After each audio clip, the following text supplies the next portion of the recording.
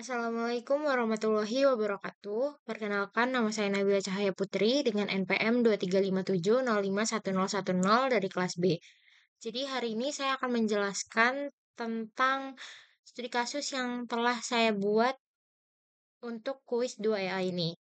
Nah, di sini ada mekanisme kuis 2EA-nya, yaitu disuruh buat contoh studi kasus, sistem pakar dengan metode forward chaining atau backward chaining. Terus kalau NPM-nya ganjil dia forward chaining, sedangkan kalau genap dia backward chaining. Karena saya genap, saya pakai backward chaining. Terus instruksinya disuruh buat kasus sistem pakar dengan topik bebas, bisa kesehatan, cuaca, akademik, keamanan, dan lain-lain. Terus komponennya itu ada minimal 5 fakta awal dan minimal 6 aturan if then. Lalu untuk ketentuan videonya, presentasikan hasil tugas dalam bentuk video penjelasan dan isi penjelasan video yaitu kasus dan fakta awal, aturan yang digunakan, penjelasan langkah demi langkah dari proses training sampai mendapatkan kesimpulan, lalu penutup atau kesimpulan dari sistem pakar yang dibuat.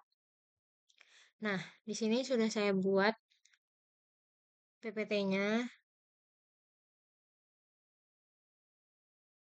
Jadi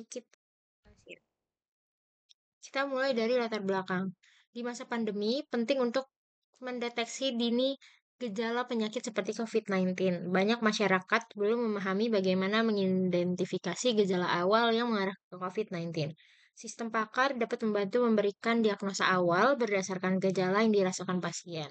Metode backward chaining digunakan untuk menelusuri gejala ke kesimpulan kemungkinan penyakit. Tujuan sistem pakar. Yang pertama ada membantu mendiagnosa kemungkinan COVID-19 berdasarkan gejala yang dialami pasien.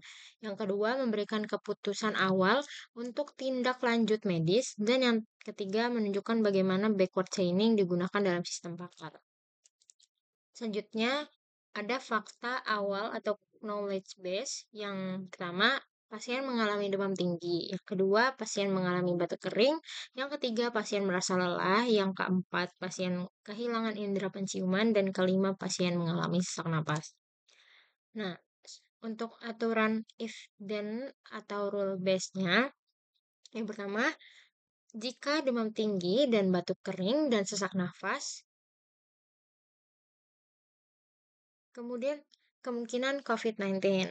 Yang kedua, if demam tinggi and merasa lelah and kehilangan penciuman, dan kemungkinan COVID-19. Yang ketiga, if batuk kering and demam tinggi and lelah, dan kemungkinan flu biasa.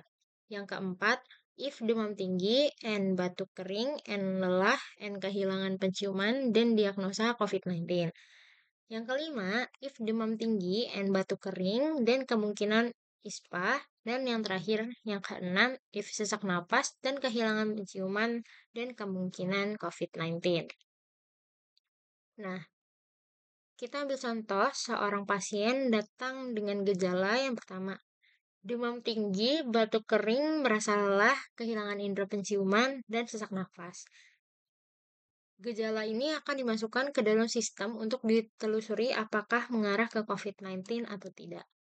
Aturan yang digunakan akan dilakukan backward chaining. Yang pertama, periksa apakah fakta memenuhi premis R4.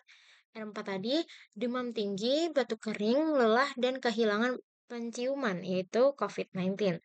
Semua fakta tersedia di R4 itu terpenuhi. Jadi kesimpulannya, didiagnosa pasien tersebut mengalami COVID-19.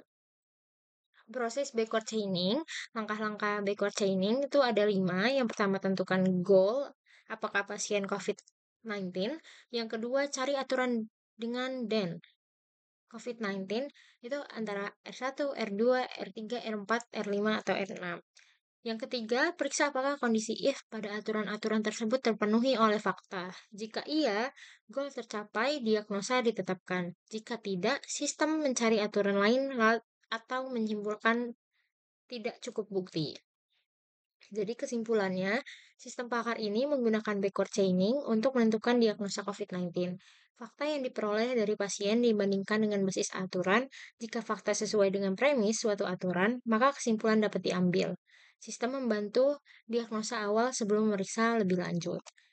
Oke, jadi sekian presentasi dari saya. Mohon maaf jika banyak salah kata. Saya akhiri. Wassalamualaikum warahmatullahi wabarakatuh.